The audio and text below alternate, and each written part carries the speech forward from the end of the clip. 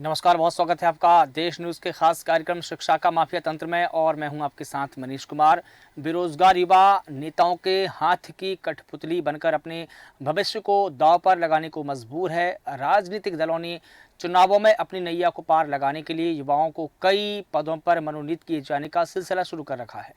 आपराधिक दर में इजाफा हो रहा है तो कहीं ना कहीं नेताओं की मिलीभगत का ही एक नतीजा है। बेरोजगारी से आहत युवा अक्सर नेताओं की चमचागिरी करके रातों रात धनी बनने के लिए भी कई तरीके के हथकंडे अपना रहे हैं। बढ़ती बेरोजगारी शिक्षित युवाओं को दीमक की तरह चाटती जा रही है। जनसंख्या के अनुसार रोजगार के अवसर जितने सृजित किए जाने की जरूरत है उतने दरअसल हो नहीं पा रहे हैं और नतीजतन युवा वर्ग बेरोजगारी की चक्की में पिसकर अपने लक्ष्यों से भटकता जा रहा है। युवा देश की रीढ़ की तरह होते हैं जिन्हें राष्ट्र और समाज के पुनर्निर्माण के लिए अपनी महत्वपूर्ण भूमिका निभानी होती है, लेकिन आजकल की शिक्षा अपने उद्देश्यों पर फिलहाल सही खरा नहीं उतर पा रही है और जिसकी वजह से युवा वर्ग आहत और निराश होकर एक बेरोजगार बनकर बैठा हुआ है। लेकिन सवाल यह है कि ऐसी शिक्षा ग्रहण करने का औचित्य ही क्या जो युवाओं को बेहतर रोजगार भी ना दिला सके। लेकिन आज की परिस्थिति देखें तो हालात बदल चुके हैं। लोग बेरोजगारी से तंग आकर अपनी जमीनें बेचकर विदेशों में रहने को मजबूर है, डेरा डाले हुए हैं। ऐसा भी नहीं हो सकता है कि सरकारें हर किसी को रोजगार मुहैया करवा पाने में सफल हो जाएं। सरकारें युवाओं को आत्मनिर्भर बनाने के लिए अनेकों योजनाएं चलाई हुई है, लेकिन युवा वर्ग केवल मात्र सरकारी नौकरी में ही अधिक दिलचस्पी दिखाता है और सरकारों को अब बेरोजगारी पर अंकुश लगाने के लिए सरकारी विभागों में खाली चल रहे पदों को भरने की प्रक्रिया शुरू करके युवाओं को रोजगार से जोड़ने की पहल करनी होगी। तब जाकर युवाओं को बेहतर रोजगार के उपलब्ध मिल सकेंगे और जो बेरोजगारी दर है उसमें भी कमी आ सकती है।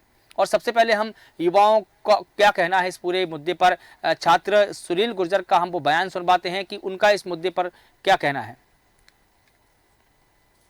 मैं चुनाव के बारे में यही कहूँगा कि चुनाव जब भी आते हैं, हम भी युवा हैं, हमें सरकार चुनने का पूरा हक है और हम भी चाहते हैं कि अच्छी सरकार आए जो हमारे लिए काम करे। लेकिन सरकार सिर्फ चुनाव आने पर ही युवाओं की ओर देखती है। बाकी समय कहाँ गए हम? बाकी समय कोई युवा याद नहीं आता है। सिर्फ चुनाव आते हैं, सारी वैकेंसी दे दी जाती है, उसमें कोई नियमितता नहीं, कुछ भी नहीं है। तो हम क्या 5 साल तक वेट करते रहें? कोई भी वैकेंसी आती है उसमें एक एज लिमिट होती है, उसकी क्वालिफिकेशन होती है। वो हम ग्रेजुएशन करके बैठ जाते हैं, हमें 5-5 7-7 साल इंतजार करना पड़ता है, तब तक कोई भर्ती नहीं होती है। तो क्या युवा सिर्फ वोट दें, हम जिताएं सरकार को, हमारी तरफ कोई देख नहीं सकता, हमारी कोई सुनेगा नहीं। तो ये सरकार की बहुत बड़ी चूक है, इसमें इसको सुधारा जाए। केंद्र सरकार भी इस ओर देखें। सिर्फ दूसरी जगह दूसरे वर्ग की ओर काम, जैसे महिलाओं को ये पैसा दिया जा रहा है कि लाडली बहना योजना या ऐसी कई योजनाएं चल रही, इनको छोड़ के हम युवाओं की ओर अगर देखेंगे सरकार, तो काफ़ी कुछ सुधार हो सकता है, क्योंकि आने वाला भविष्य हम युवा ही हैं, कोई और नहीं है। तो युवा ही देश का भविष्य है, ये भी एक युवा ने ही कहा है। किस प्रकार से सरकार से उन्होंने गुहार लगाई कि कहीं ना कहीं सरकार को ये सोचना पड़ेगा कि जो बेरोजगार युवा है उनको रोजगार देना पड़ेगा, तब जाकर हम युवाओं के जो ऊपर बोझ है उसको कम कर पाएंगे। क्योंकि कहीं ना कहीं रोजगार नहीं होने के चलते युवाओं को तनाव में जीने को मजबूर होना पड़ता है और यही कारण है कि या तो वो दूसरे रास्तों पर चले जाते हैं या दूसरा रास्ता अपना लेते हैं, जिसमें हम आपराधिक गतिविधियां भी देख सकते हैं कि किस प्रकार से युवाओं में आपराधिक प्रवृत्ति बढ़ती जा रही है। कारण सिर्फ एक है कि उनके पास अगर रोजगार होता तो शायद युवा अपना ट्रैक नहीं बदलता। और इस पूरे मुद्दे पर अधिक जानकारी देंगे हमारे साथ में प्रकाश शर्मा जी, संवाददाता नीमच से जुड़े हुए हैं।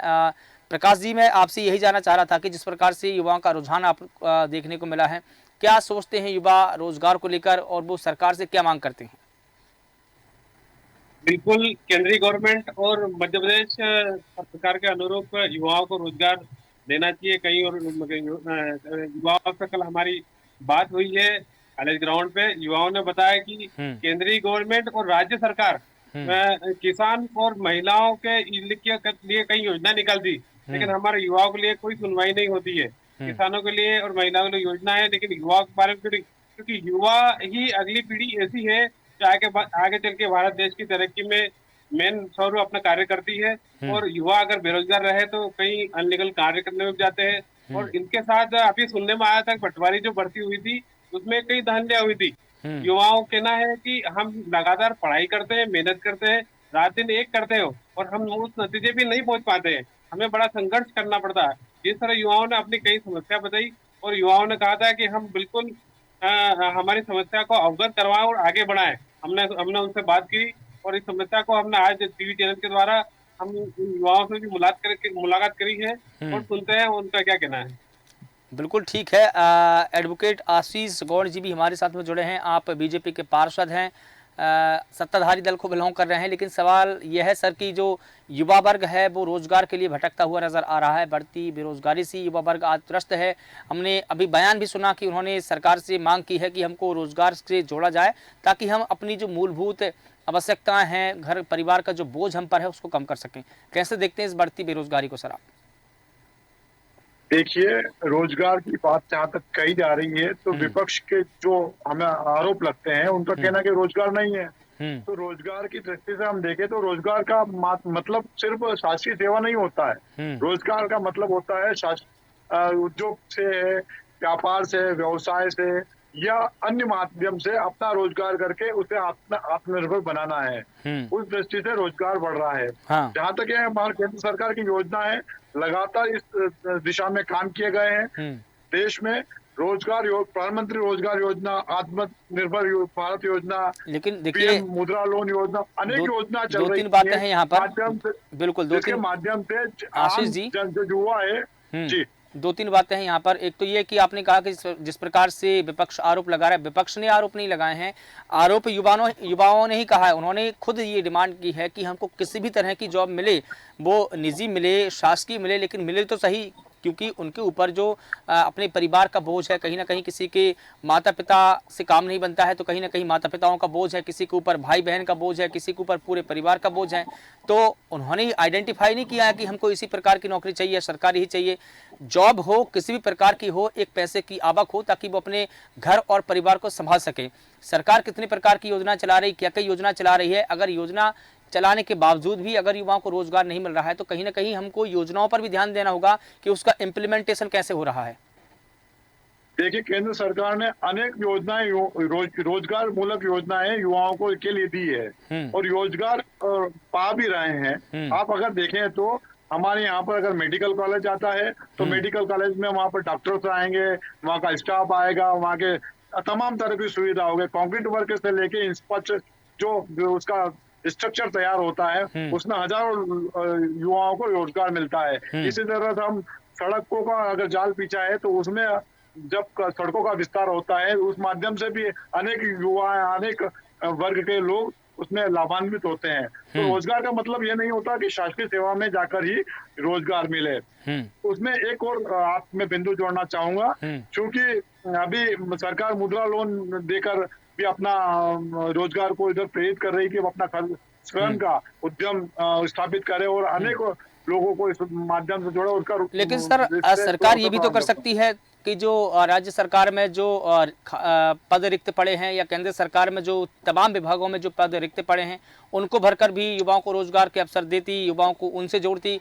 लेकिन जब पद स्वीकृत है और उसमें पद भरे नहीं जा रहे हैं, रिक्त हैं, तो वो किस काम की फिर? देखिए, आपको मैंने फर्स्ट उसमें कहा था कि जैसे कि इन्होंने कहा कि सरकारी नौकरी को ही आप रोजगार मानते हैं, वो गलत है।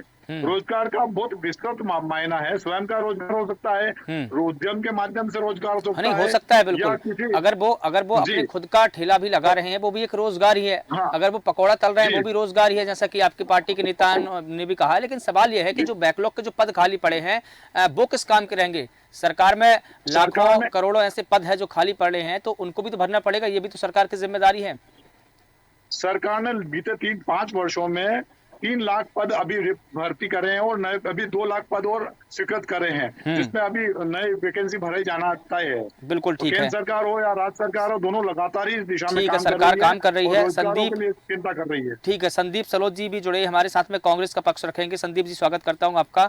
जिस प्रकार से युवाओं के मन में कहीं ना कहीं इस बात का डर है कि उनको रोजगार नहीं मिल रहा है, वो लगातार गुहार लगाते हुए भी दिखाई दे रहे हैं। अभी हमने देखा कि किस प्रकार से एक युवा ने हमारे ही चैनल पर आकर इस बात को कहा है कि कम से कम सरकार हमको रोजगार दे, किसी भी प्रकार का रोजगार हो, चाहे वो निजी हो, शासकीय हो।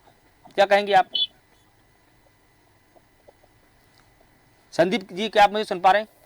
जी बिल्कुल सुन पा रहा हूं मैं। जो मैंने आपसे सवाल किया है कि देखिए, जिस प्रकार से हम ये बात करते रहते हैं कि जो युवा शक्ति ही है वो ही राष्ट्र की शक्ति है, वो ही राष्ट्र का भविष्य है, वो ही राष्ट्र को आगे ले जाएगा, क्योंकि उन्हीं के कंधों पर राष्ट्र को आगे ले जाने की शक्तियां हैं।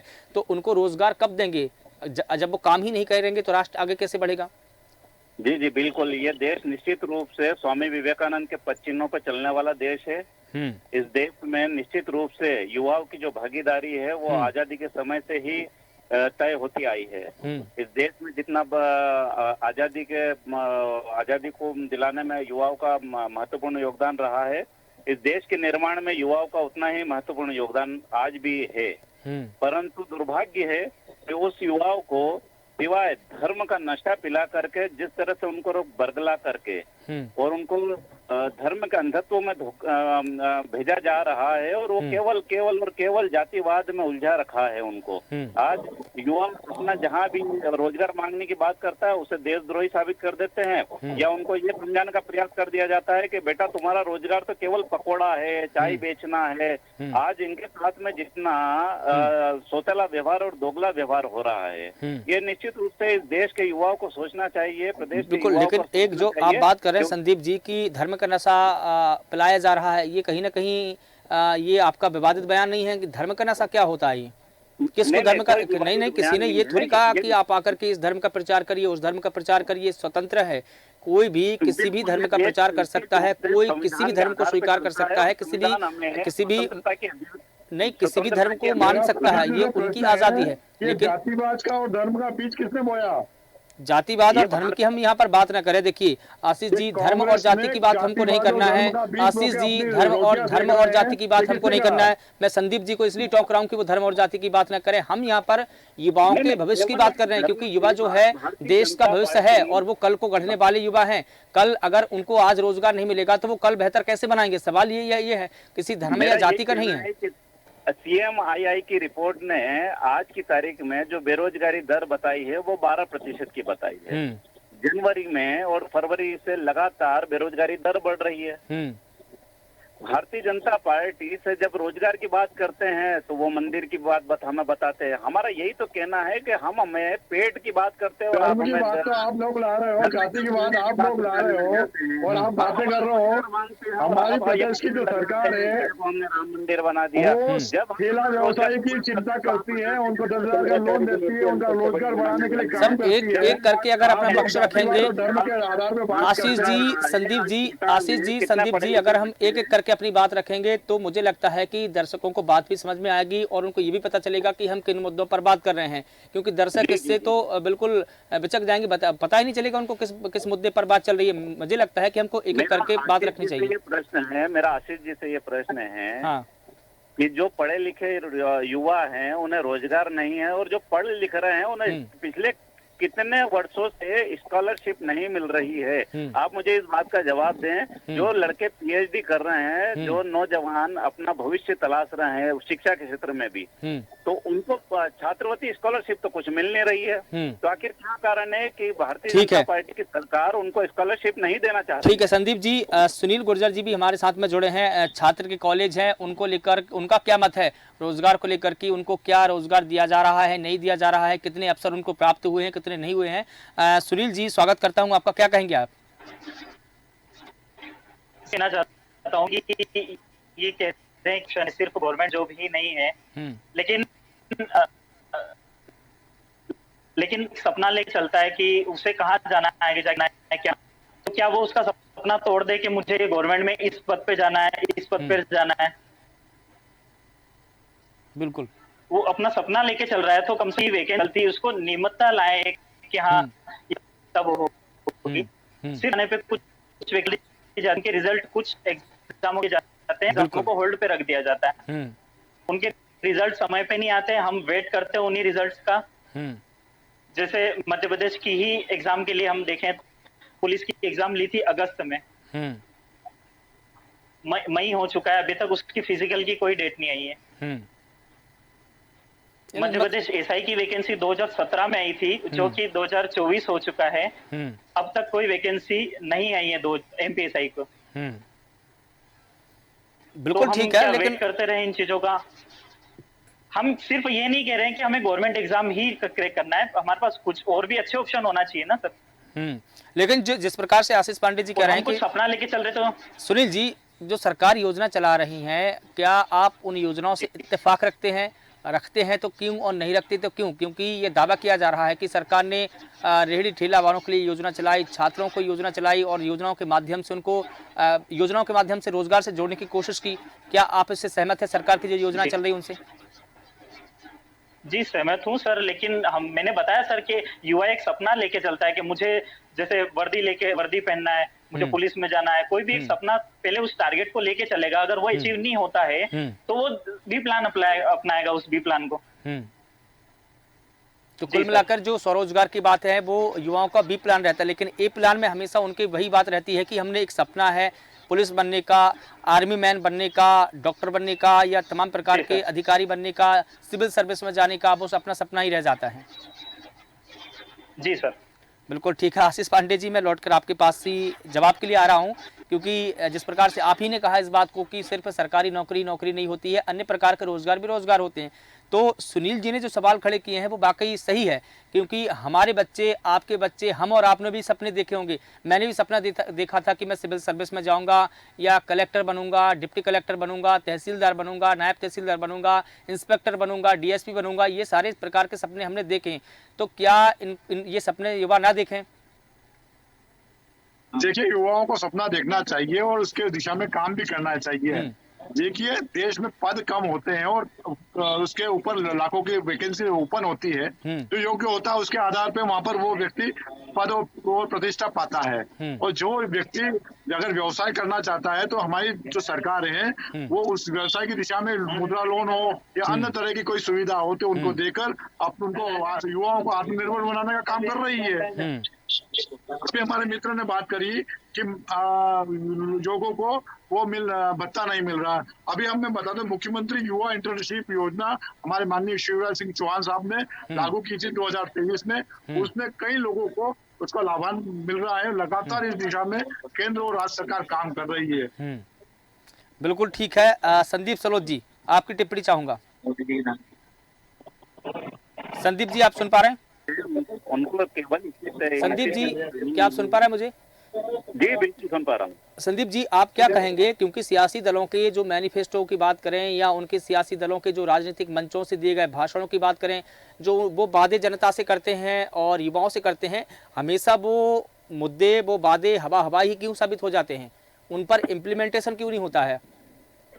निश्चित रूप से ये जो बात कही जा रही है वो पिछले 10 वर्षों की वजह से कही जा रही है, क्योंकि माननीय प्रधानमंत्री जी जिस तरह की भाषा का इस्तेमाल लगातार बड़े मंचों से करते हुए आए हैं और जितनी भी बातें उन्होंने कही है और उनका इम्प्लीमेंट जब धरातल पे शून्य नजर आता है तो वो कहीं ना कहीं विश्वसनीयता को खत्म करने का ये काम करता है। तो विश्वसनीयता को खत्म करने का, युवाओं के सपनों को रोनने का यदि किसी नेतृत्व ने काम किया तो वो मोदी सरकार ने किया है। अभी हमारे भाई कई रोजगार की बात कर रहे थे। अरे भैया, मुद्रा लोन में तो 30% के बगैर कमीशन के लोन नहीं देते हैं। ये बात जग जाहिर है। आप रिक्त पद, आप बात कर रहे हैं कि लाखों की संख्या में नौकरियां, लाखों की संख्या में पद नहीं होते हैं, सैकड़ों की संख्या में पद होते हैं और लाखों की संख्या में फार्म भरे जाते हैं। आप जो बंद कमरे में जिन बेरोजगारों को आपने बंद किया, कम से कम वहाँ ताला तो खोलिए। अरे जिसमें योग्यता होगी वो ले लेगा नौकरी, कोई दिक्कत नहीं है हमें इस बात से, लेकिन आप कम से कम उस बंद कमरे का ताला तो खोलिए। आप रिक्त पद जो सरकार के रखे हुए हैं आप उसको भरने का काम नहीं कर रहे हैं। आप किस मुंह से ये बात कर रहे हैं रोजगार की? आपके द्वारा रोजगार केवल वही है जो उसको सपना रोंद करके वो बेचारा ठेले पर जाए और वो पकोड़े बेचे और इसी तरह के रोजगार को आप रोजगार मानते हैं। ये निश्चित रूप से इनकी मानसिकता को दर्शाता है। प्रकाश शर्मा जी, आपके पास में आना चाहूंगा। आशीष पांडे जी, मैं सवाल लूंगा आपसे, एक जवाब आपसे लूंगा, चूंकि हमारे पास में कुछ ही थोड़ा सा वक्त बचा हुआ है। प्रकाश शर्मा जी की एक टिप्पणी ले लेते हैं। प्रकाश शर्मा जी, जिस प्रकार से हम देख रहे हैं कि लोकसभा चुनाव है, लेकिन रोजगार के मुद्दे, युवाओं के मुद्दे बिल्कुल भी नदारद दिखाई दे रहे हैं हमको। बिल्कुल मनीष जी, मैं आपको बताना चाहूंगा कि भारत देश में चारों तरफ भी लोकसभा चुनाव हो रहे हैं। ये चुनेंगे भारत देश के प्रधानमंत्री को, लेकिन इन चुनाव में कहीं से कहीं तक युवाओं के लिए कोई मुद्दा नहीं है। एक बेरोजगार एक युवा भी मेरे साथ है, उनसे करते हैं बात, उनका कहना, वो कैमरे पे नहीं आते हैं लेकिन उनसे कुछ बात कहना चाहते हैं, सुनते हैं उनसे क्या कहना है। बताएं आप क्या कहना चाहोगे? नहीं, मैंने उनसे सवाल लिया है। हाँ हाँ, बताइए बताइए। जी जी, बताइए, बोलिए। भारत देश में जितने भी युवा हैं वो सारे बेरोजगार हैं और सरकार को इसके लिए ठोस निर्णय लेना पड़ेगा। प्रकाश जी माफ कीजिएगा, मैं रोकना चाह रहा हूँ। जिन भी युवाओं से आप बात कर रहे हैं, कैमरे के सामने उनको लेकर आइए। जी जी, मैं बोलता हूँ। मेरा मेरा मेरा ये कहना है कि लोकसभा के चुनाव है, लेकिन युवाओं को कहीं कोई मुद्दा नहीं उठाया गया है इसमें। और उन युवाओं को एक ही बात कहना है कि कई योजना तो बना रखी है किसानों के लिए, महिलाओं के लिए, लेकिन उनके लिए ऐसी कोई योजना युवाओं के लिए नहीं है। हमने कल कॉलेज ग्राउंड पे जाके युवाओं से बात करी, जिसमें युवाओं ने कई मन की बात बताई कि कई परीक्षाएं होती है, एग्जाम होती है, हम पढ़ाई करते हैं, साल भर बिगाड़ते हैं, हमारी लाइफ जिंदगी इसी के भरोसे रहती है, लेकिन व्यवस्थित तरह से रोजगार नहीं मिल पाता है। तो रोजगार परीक्षाएं दे के आते हैं, लेकिन उसका रिजल्ट कहाँ से कब से आता है। हमने इतना तक बताया कि एक पटवारी परीक्षा भी हुई थी, उसमें घोटाला हुआ था, जिसकी जांच होना थी वो अभी तक जांच कहाँ हो रही है, उसका भी अभी तक कोई जानकारी प्राप्त नहीं हो पाई। हमारी गुजर साहब से बात हुई, वहाँ पे और भी कई बेरोजगार युवा थे जो खेल ग्राउंड पे थे, उन्होंने भी बताया कि हम एग्जाम दे के आते हैं, लेकिन उसका निर्णय क्या निकलता हमें पता ही नहीं चलता आज दिन तक। वास्तविकता बात ये है। तो इसमें भी कहीं न कहीं राजनीतिक है, जनप्रतिनिधियों को भी इस पर ध्यान देना चाहिए और युवाओं को बेरोजगार से रोजगार की ओर लाना चाहिए। बिल्कुल ठीक, बिल्कुल ठीक है, बिल्कुल ठीक है। सुनील गुर्जर जी, अंतिम टिप्पणी आपसे छोटी सी, सरकार से क्या चाहत है आपकी? एग्जामों के लिए नियमितता लाएं, गवर्नमेंट जो भी पद हैं, जो रिक्त पद हैं, उनके लिए उनको शो करे और एक कैलेंडर, एग्जाम कैलेंडर बनाए साल भर के लिए कि हाँ ये एग्जाम इस महीने में होगी, ताकि युवाओं को भी पता रहे कि हाँ हमारा लक्ष्य ये है जिसकी ओर हमें कार्य करना है। बिल्कुल, वो अंधेरे में ना चले, बिल्कुल एग्जाम के लिए नियमितता है। बिल्कुल ठीक है। आशीष पांडे जी, अंतिम टिप्पणी छोटी सी आपसे, 1 मिनट का समय दूंगा आपको। जिस प्रकार से सुनील जी ने कहा कि एक एग्जाम कैलेंडर होना चाहिए, उसके तहत उसका इम्प्लीमेंटेशन भी होना चाहिए कि इनके हिसाब से ही, तारीखों के हिसाब से युवाओं की जो रोजगार का जो प्रक्रिया होती है और जो चयन की प्रक्रिया होती है वो समय के अनुसार हो, ताकि युवाओं को लंबा इंतजार न करना पड़े। छोटी सी टिप्पणी आशीष पांडे। आशीष जी, देखिए, सरकार, राज्य सरकार और केंद्र सरकार है, डबल इंजन की सरकार है, लगातार युवाओं के प्रति जागरूक है और इस दिशा में काम कर रही है। और जहां तक ये सामने इनका पक्ष है, रोजगार का पहले में मैं बता चुका हूं कि रोजगार सिर्फ सरकारी नौकरी से कंपैरिजन नहीं किया जाना है। रोजगार आत्मनिर्भर भारत बनाने के लिए और अनेक डिजिटल युग आ चुका है, तो अनेक माध्यम से आप देख रहे हैं कि रोजगार के वो चेंज हो रहे हैं, समीकरण चेंज हो रहे हैं कि पहले आजकल अब यूट्यूब के माध्यम से कई लोग कमा पा रहे हैं, कई लोग फेसबुक से कमा रहे हैं, तो ये डिजिटलाइजेशन हो गया है। तमाम जरिए कमाने के हो सकते हैं, तमाम जरिया रोजगार के हो सकते हैं। चूंकि हमारे पास में समय का अभाव है, इसलिए इस पूरी परिचर्चा को यहाँ पर विराम देना होगा। तमाम जानकारी के लिए आप सभी का बहुत शुक्रिया। तो बता दें कि युवाओं की जो चाहत है सरकार से यही है कि समय पर परीक्षाएं हो, समय पर रिजल्ट आए, समय पर फिजिकली हो, ताकि एक युवाओं को लंबा अरसे का इंतजार नहीं करना पड़े। और जब नौकरियों की बात आती है, युवाओं की बात आती है, तो जो युवा हमारे साथ में जुड़े, उन्होंने कहा कि सरकार को एक कैलेंडर निकालना चाहिए। कैलेंडर के माध्यम से डेट फिक्स करनी चाहिए कि इस डेट को परीक्षा होगी तो उस डेट को उसका रिजल्ट आएगा और फलानी डेट को ज्वाइनिंग लेटर मिलेंगे। क्योंकि लंबा अरसा गुजर जाता है, कभी परीक्षाएं होती है तो उसके रिजल्ट नहीं आते, रिजल्ट आते हैं तो ज्वाइनिंग नहीं होती है। तमाम प्रकार की जो बातें होती है, तमाम प्रकार की जो समस्याओं का सामना करना पड़ता है युवाओं को, वो ना करना पड़े। सरकार को भी इस ओर ध्यान देना होगा। फिलहाल देश न्यूज़ के खास कार्यक्रम में बस इतना ही। मुझे दीजिए इजाज़त। नमस्कार।